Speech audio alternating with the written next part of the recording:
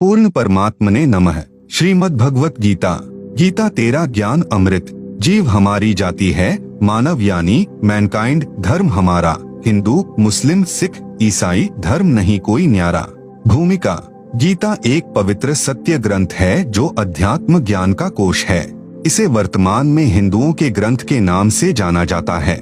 वास्तव में पवित्र गीता विश्व का ग्रंथ है। इसकी उत्पत्ति आज सन 2012 से लगभग 5550 वर्ष पूर्व महाभारत के युद्ध के समय हुई थी। उस समय कोई धर्म नहीं था, एक सनातन पंथ था यानी मानव धर्म था। शब्द खंड नहीं होता। यह उन पुण्यात्माओं के मस्तिष्क रूपी व्हाट्सएप में पहुंच जाता है जिनका नेटवर्क सही होता है। यह महर्षि व्यास जी यानी श्री कृष्ण द्वैपायन के मस्तिष्क रूपी व्हाट्सएप में लोड हो गया था। उसी से श्री वेद व्यास जी ने पवित्र श्रीमद् भगवत गीता को कागज पर लिखा या ताड़ वृक्ष के पत्तों पर खोदा, जो आज अपने पास पवित्र गीता उपलब्ध है। गीता शास्त्र में कुल 18 अध्याय तथा 700 श्लोक हैं। मैंने इस पवित्र पुस्तक से आवश्यकता अनुसार विवरण लेकर ग्रंथ गीता तेरा ज्ञान अमृत की रचना की है। जैसे वन यानी फॉरेस्ट में जड़ी बूटियां होती हैं, वैद्य उस वन से आवश्यक जड़ी निकाल लेता है, उससे जीवनदायिनी औषधि तैयार कर लेता है,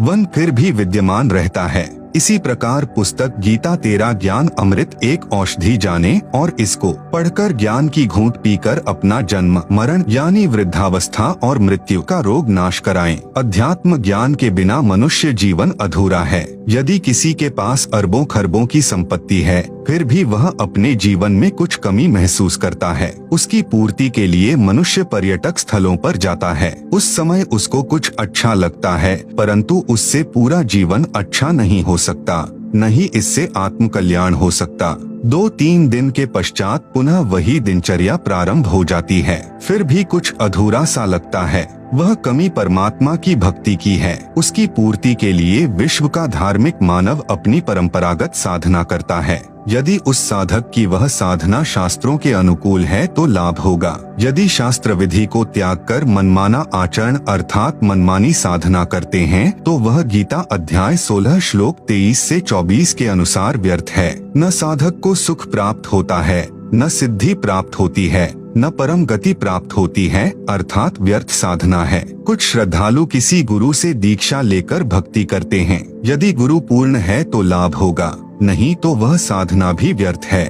आप जी को इस पुस्तक गीता तेरा ज्ञान अमृत में जानने को मिलेगा कि प्रमाणित शास्त्र कौन से हैं जिनके अनुसार साधना करें। शास्त्र विधि अनुसार साधना कौन सी है, उस साधना को करने की विधि क्या है, किस महात्मा से प्राप्त होगी, पूर्ण गुरु की क्या पहचान है, वह भी इसी पुस्तक में पढ़ेंगे। यह पुस्तक विश्व के मानव को एक करेगी जो धर्मों में बंटकर आपस में लड़ कर मर रहा है। गीता शास्त्र किसी धर्म विशेष का नहीं है। यह तो मानव कल्याण के लिए उस समय प्रदान किया गया था जब कोई धर्म नहीं था, केवल मानव धर्म था। मेरा नारा है, जीव हमारी जाति है, मानव यानी मैनकाइंड धर्म हमारा। हिंदू, मुस्लिम, सिख, ईसाई धर्म नहीं कोई न्यारा।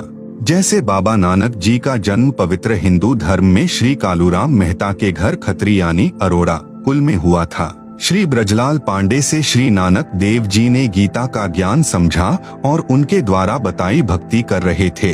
श्री विष्णु तथा श्री शंकर जी की पूजा करते थे। अन्य सर्व देवों की भी भक्ति करते थे, जो हिंदू धर्म में वर्तमान में चल रही है। श्री नानक जी सुल्तानपुर शहर में वहाँ के नवाब के यहाँ मोदी खाने में नौकरी करते थे। शहर से लगभग आधा 1 किलोमीटर दूर बेई नदी बहती थी। प्रतिदिन श्री नानक देव साहेब जी उस दरिया में स्नान करने जाते थे। परमात्मा अच्छी आत्माओं को जो दृढ़ भक्त होते हैं उनको मिलता है। अधिक प्रमाण आप जी इसी पुस्तक में पढ़ेंगे। उसी विधान अनुसार परमात्मा श्री नानक देव साहेब जी को मिले, उनको तत्व ज्ञान बताया, सत्य साधना जो शास्त्रानुकूल है उसका ज्ञान कराया। श्री नानक देव जी की संतुष्टि के लिए उनको अपने साथ ऊपर अपने शाश्वत स्थान अर्थात सच्चखंड में लेकर गए। सर्व ब्रह्मांडों का भ्रमण कराकर यथार्थ भक्ति विधि बताकर सनातन भक्ति को पुनः स्थापित करने का आदेश दिया। 3 दिन पश्चात श्री नानक जी को वापस जमीन पर छोड़ा। उसके पश्चात श्री नानक जी ने हिंदू धर्म में चल रहा मनमाना आचरण बंद करके गीता यानी सप्त श्लोकी गीता शास्त्र अनुसार साधना का प्रचार करके यथार्थ भक्ति का प्रचार किया। परमात्मा की सत्य साधना करने के लिए सर्वप्रथम गुरु का होना अति अनिवार्य है। इसी का पालन करते हुए श्री नानक जी ने शिष्य बनाने शुरू किए। स्वयं वे गुरु पद पर विराजमान थे। श्री नानक जी के शिष्यों को पंजाबी भाषा में सिख कहते हैं,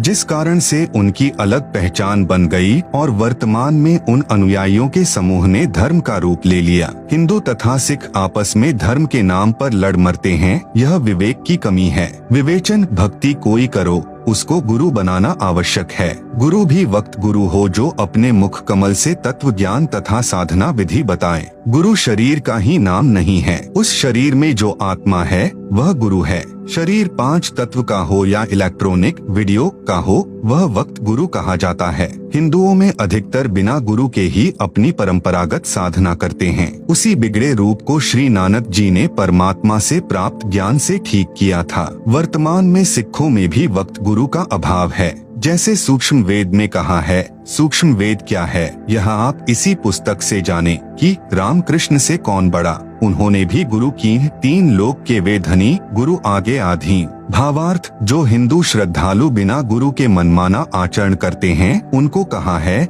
कि आप जी श्री राम तथा श्री कृष्ण जी से बड़ा तो किसी को नहीं मानते हो। वे 3 लोक के धनी अर्थात मालिक होते हुए भी गुरु धारण करके भक्ति किया करते थे तथा अपने अपने गुरुदेव के चरणों में दंडवत प्रणाम किया करते थे। श्री रामचंद्र जी के गुरु जी ऋषि वशिष्ठ जी थे तथा श्री कृष्ण चंद्र जी के गुरु जी ऋषि दुर्वासा जी थे। संदीपनी ऋषि तो अक्षर ज्ञान कराने वाले अध्यापक थे। ऋषि दुर्वासा जी आध्यात्मिक गुरु श्री कृष्ण जी के थे। आपकी क्या बुनियाद है? आप बिना गुरु के भक्ति करके कल्याण चाहते हैं। सूक्ष्म वेद में फिर कहा है, कबीर गुरु बिन माला फिरते, गुरु बिन देते दान, गुरु बिन दोनों निष्फल हैं। भावे पूछो वेद पुराण। इस पुस्तक में आप जी को और भी अनेक भक्ति के गुर मिलेंगे तथा यथार्थ अध्यात्म ज्ञान व साधना की भी जानकारी होगी। मैं आशा करता हूँ कि यह पुस्तक मानव कल्याण करेगी। मेरी परमेश्वर से विनय है कि हे परमात्मा, मुझ दास के इस प्रयत्न को सफल करना।